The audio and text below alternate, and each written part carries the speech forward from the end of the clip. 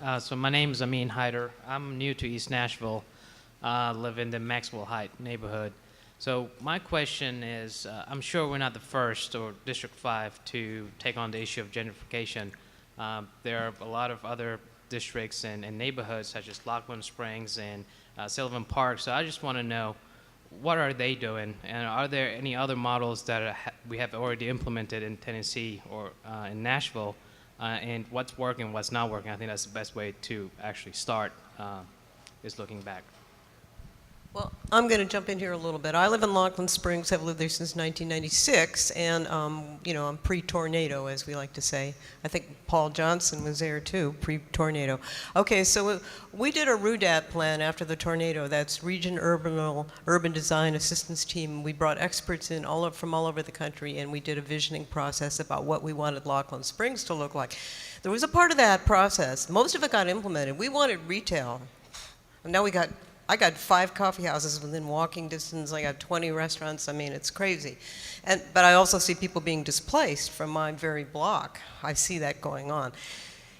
There was a part of that plan called the 50-50 plan, and what it was for every unit of new housing that was built, an affordable unit was supposed to have been built. So guess what didn't get implemented in Lachlan Springs? The 50-50 plan, okay? And the reason why was because there was no teeth.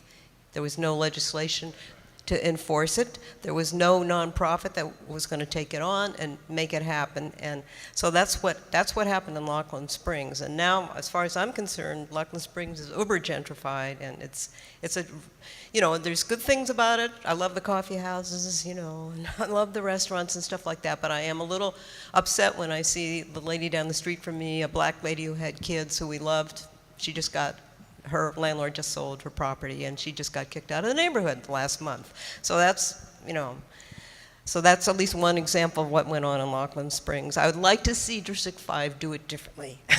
Better is what I would like to see. Can I go, Jay? Ashford, yes. My name is Ashford Hughes. I just have 2 quick points and then a question. First, are there any developers here today? One developer. My point being is that with these conversations, we have to be more intentional about bringing developers to the table and having conversations. With all the housing conversations going on, developers are rarely at the meetings and the conversations. That's key. 2, on community benefits agreements. I work for a labor union that represents 7 different southern states, so I deal with community benefits agreements on a monthly basis. One thing that's key is that community groups like this have to organize themselves and work with unions or organizations that do the recruitment, that do the training before you get to the political aspect. You have to get that first, and then once you're organized together amongst those factions, then go to the political process and try to make all that happen. But that's key, to get the community groups with the organizations that do the training together first and foremost. My question is, I'm a part of 2 different organizations, NOAA and A Voice, that are working on housing situations right now. And in the greater context, I live in Antioch, and I know this is East Nashville, but it helps us begin to put a scope of the situation. What does, and I asked Sam and I asked Sarah this, what does East Nashville, what does District 5 want to see when it comes to quote unquote affordable housing? Like, what does this community want to see as it revolves around affordable housing? Because that in turn affects Antioch, that in turn affects Madison, where everybody's getting pushed out to. Right. So what does this community want to see?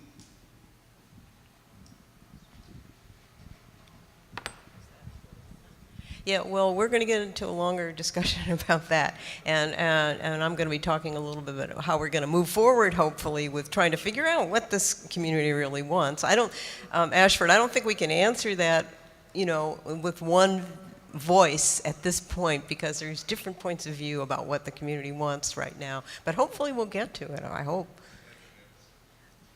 Yes.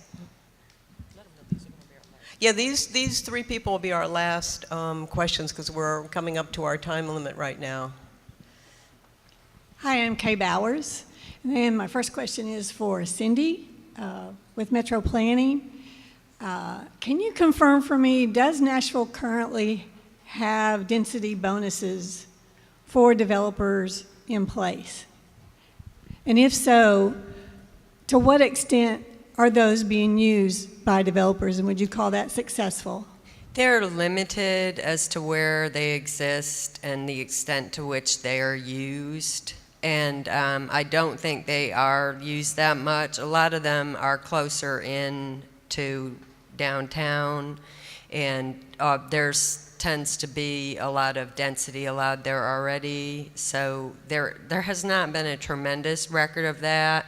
And some of them are also not just for affordable housing. There's density bonuses for other things. So it is not as widespread as it could be. Mm-hmm. So it could be structured in a way so to make it more appealing and more widespread. Is that what I'm hearing? It could be.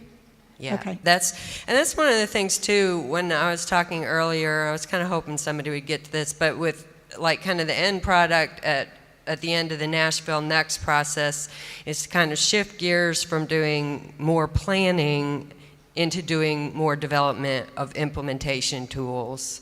Because I think a lot of neighborhoods out there, y'all probably feel like you've been planned to death, and now, when are we going to actually start doing something? So that's the kind of thing that will be part of that. Thank you. And just second quick question has to do with one of the additional tools that Jim mentioned, which is municipal bonds, which create a large amount of money so that you can have some kind of impact. And bonds are debt, and they have to be paid back. And so I read a lot about council people's opinions on the level of debt we have now and paying that level back. And so I just wonder from Councilman Davis' perspective, and I know Megan's here, whether or not she wants to comment, what their appetite for that would be. Thank you. Well, I'm happy for that question. I could put on another hat of mine that a lot of people don't know that I have. I used to work for Raymond James Financial, did a lot of rating on debt for cities and for other principalities, and had a chance to do one for a small country, which was mind-boggling. But as compared to other cities, we have a very low debt ratio here. And if I mess up, please, council lady, please jump in here. But however, though, the way we've been spending and using these bonds have not directly helped the regular folks in my community. And when I say that, I'm not talking about, I'm talking about from the renter to the homeowner, because I have a lot of service providers that live in my district. You got great people like Denise, who's been a social worker helping everybody around everywhere. And right now, there's got to be a way to make those service providers able to become the next middle class. I mean, one way we looked at is trying to use the bonds. I've heard talk to address affordable housing, but to address it in a way to help, someone, forgive me, Denise, beat me up later. Okay.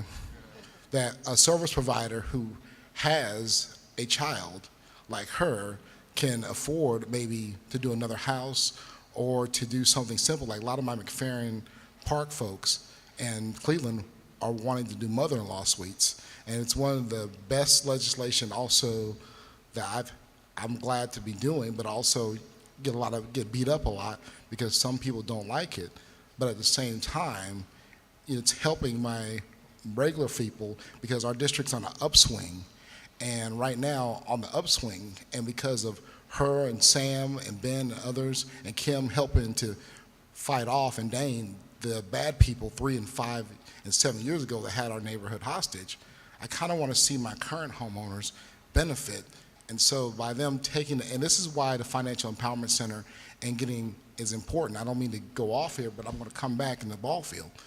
With our rating the way it is in the city and us using bonds in a good way to help and not to mess with our pensions and to kind of address, helping the regular citizens, people like Denise can build something because when the banks look at loaning you money to build your in-law suite, your $30,000, your $40,000, right now, the city's looking good, and that's why everybody's jumping on this bandwagon. They're like, well, We know that she can put it on Airbnb and have a tenant every day of the week, for the next 3 years because of the tourist industry, or the rental market is so great, yeah, she's going to get a $40,000 home equity loan to build this, but at the same time, she's going to rent this out and be able to pay her mortgage and pay the loan on an in-law suite. But for her, it's probably going to go to tuition for her son, so that he doesn't have student loans and he's able to participate in the middle class.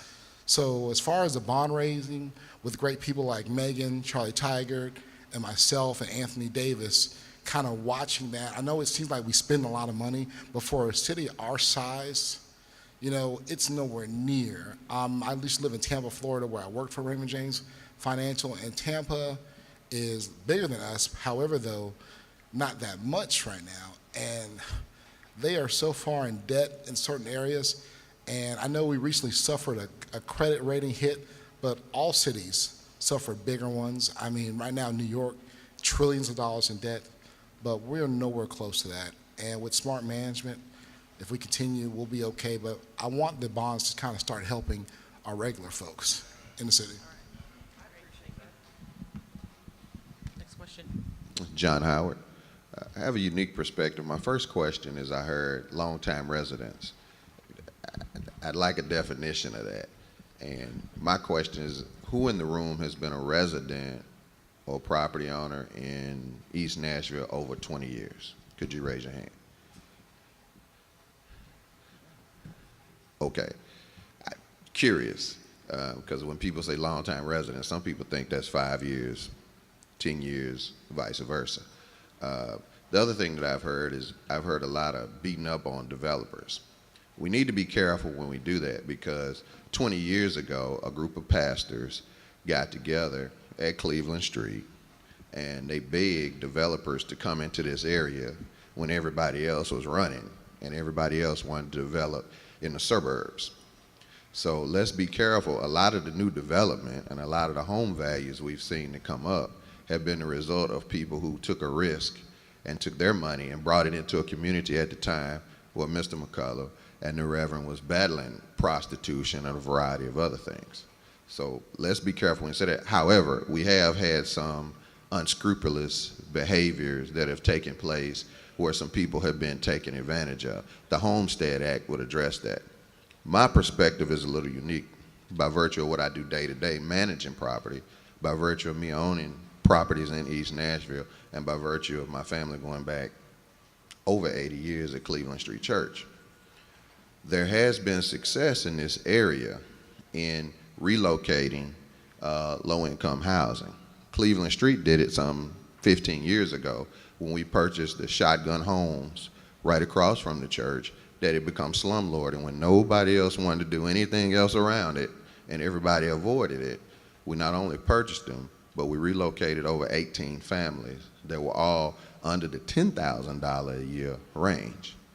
Made sure they were educated, made sure they got appropriate housing, and also gave them training so they could increase their level of life, quite frankly. So we need to be careful. But my question to the group is, if there are tools and if there are plans, give me a date when they're going to be enacted, because I've been listening to it for so long. So my question is when, how, and who?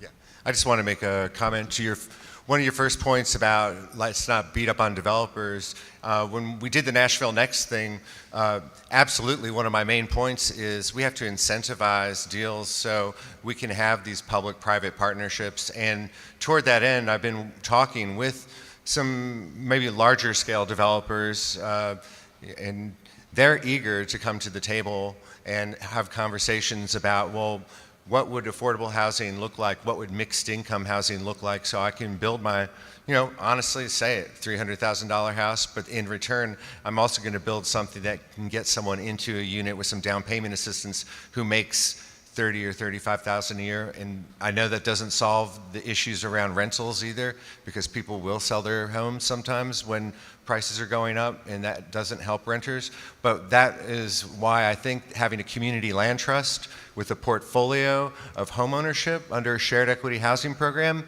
and also a portfolio of rental, is a good thing. In addition to that, someone made a comment about how it's not just housing, it's economics, it's about how much we make.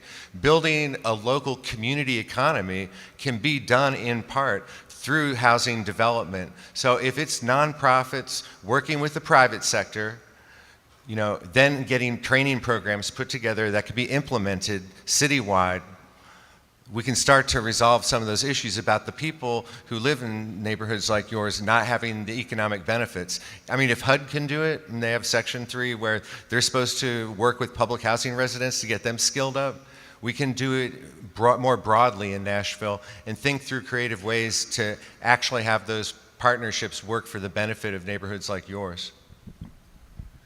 I want to address one quick thing to that. The Homestead Act that is being talked about, I've met with Council Lady Megan Berry. I've also met with our state representative, Harold Love. What that will, at the end of the day, as these people are buying property over here now, I don't see the value of it going down. I see any development that any developer does, the value of that property going up. What that will create is there'll be another wave as my age group passes away.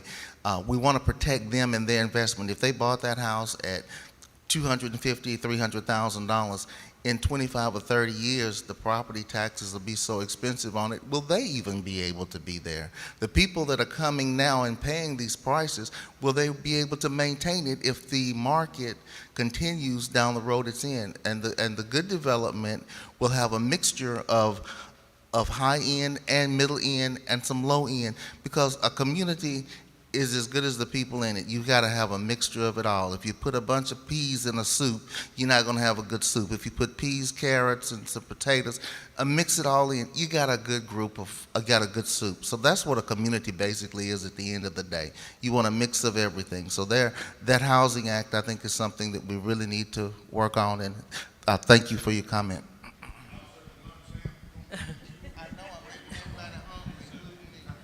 Okay, last question, Paul. Last question. Wow, a lot of pressure. Paul Johnson with the Housing Fund. So really this is kind of half question and half comment, but I think, and I love the discussion about developing affordable housing and the need to create more affordable housing in our neighborhoods. And I've been wanting to have that conversation for 20 years, but I'd like to hear some comments from the panel. Is I think when we really start to talk about gentrification as opposed to affordable housing development, a lot of what we need to be talking about from a policy initiative standpoint really centers on how to keep existing people in place. And in my mind, that lends itself to some different policy solutions than how to build or how to create affordable housing. So. Okay, sure. Is there anything in your report that's going to be? Yeah.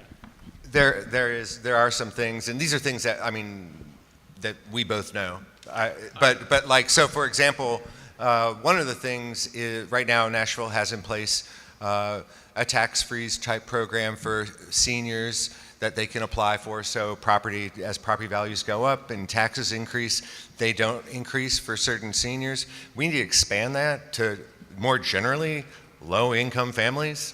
I'm not sure why people that are out there working age, having to struggle to make ends meet, shouldn't have that benefit as well.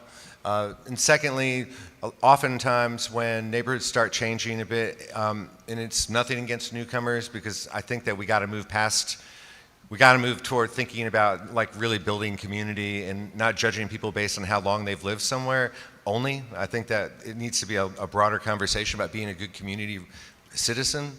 But for people that move in, sometimes they see other households that don't keep their house up because they can't afford to economically. They tend to report those homes to codes, and then that can start a problem. I've seen it happen in neighborhoods.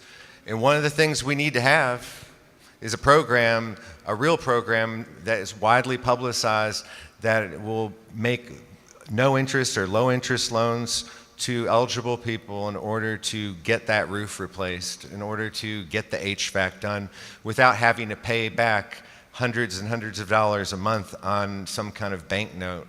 So I think we need to think about an expanded program doing that, so when my HVAC goes out or when my roof gets damaged and I don't make a lot of money, I can get my stuff fixed. So it's a benefit for the whole community, because my house is going to affect the way that other homes around me are viewed, but it's also, more importantly, a benefit for me as someone who needs that.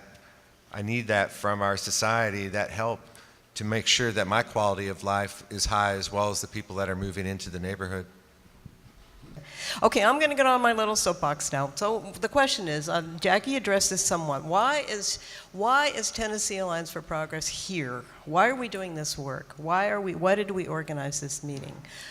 The reason why is because we believe in democracy, like Jackie said.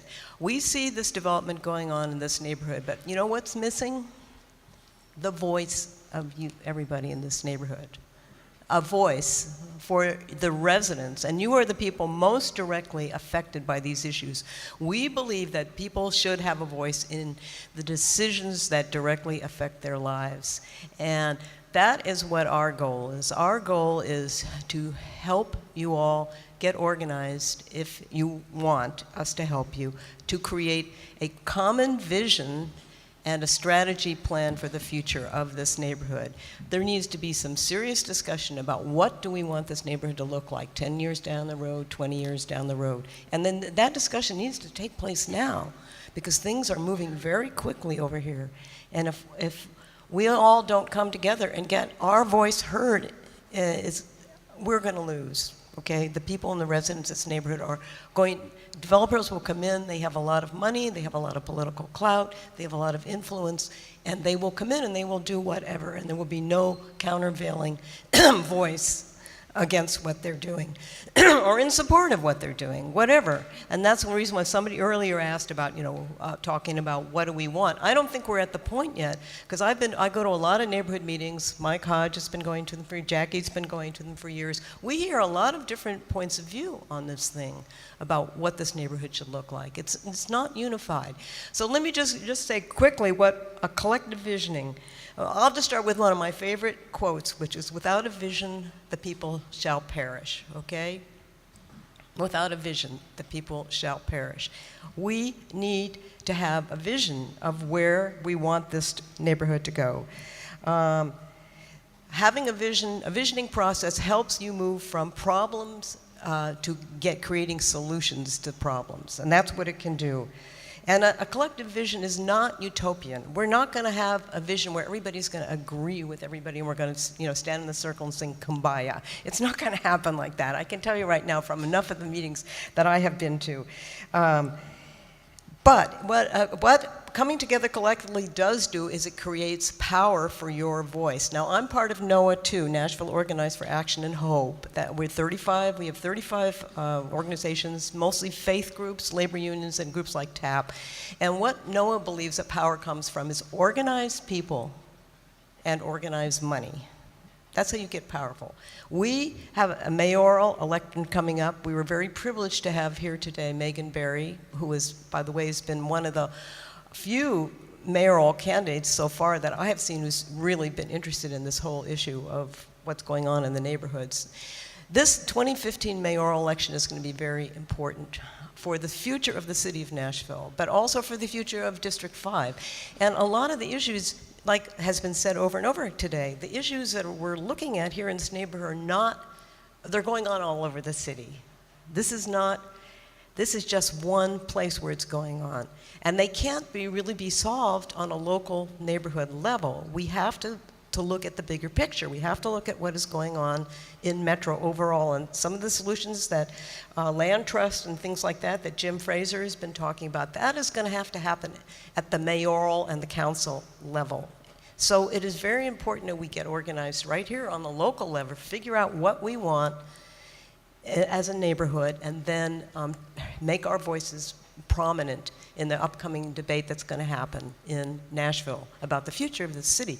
This city is changing so rapidly, and the Nashville Next process is really good and it's really powerful, but I think there needs to be more specific discussion right here in this neighborhood about what you all want. So I'm not proposing that we're going to be able to create a common vision in which we all agree on what the future looks like. Expecting that can cause trouble, and it can cause dissension. And what we're talking about is a vision that many people are willing to work towards to achieve with different issues and strategies as we move along. And some of you asked me to talk a little bit about the process. The process, to start with, would hopefully come together with a group of you who are committed to doing this visioning and long-term strategy planning process, and of course, creating a committee that wants to work on this. And then one of the next things that has to happen, and this is really crucial, is to do outreach to the community to make sure that the people that are not in this room are also, their voices are also heard. So if we go forward with this, there's going to have to be several months where a lot of intentionality is going to have to be put behind people who normally don't show up at the neighborhood meetings. And we need to get those people involved. Some of those people are renters. Last statistic I heard, 52% of the people who live in District 5 are renters.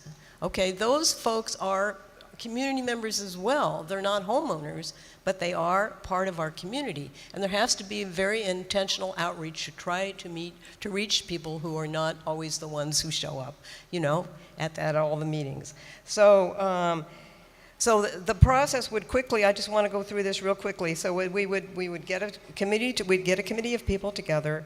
We don't want this to take too long because things are moving very fast over here.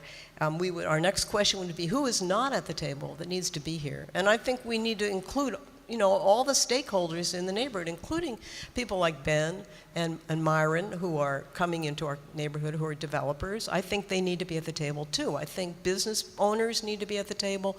I think churches need to be at the table. I think all the stakeholders in the neighborhood need to be part of this planning, long-term planning process. Hopefully we can get some help from some experts on the process, and then the next step would be to create a plan for the process and do extensive outreach in the neighborhood so everybody knows that this is taking place and that they will show up. And then we would hopefully hold the planning process by next summer. I'm thinking by maybe July or so. So TAP is willing to organize and help facilitate this process. I'm trying to get a couple small grants to help us move forward with this. I've written several. I haven't heard back yet if we've received them. I have talked to some foundations in the area who were very excited by the possibility of doing this. And also another thing this will do was hopefully what we do in District 5 can hopefully become a model for other neighborhoods in the city, and I think that would be very exciting and tremendous for this neighborhood to become a model of how you can do equitable planning process. I think it would be great.